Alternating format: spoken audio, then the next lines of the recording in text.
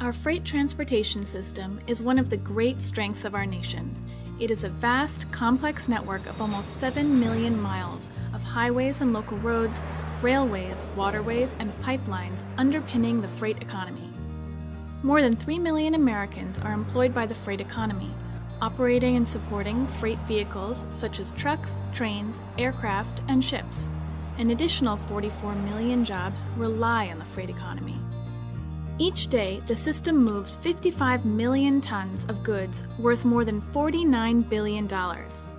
America's freight network is vital to our economy.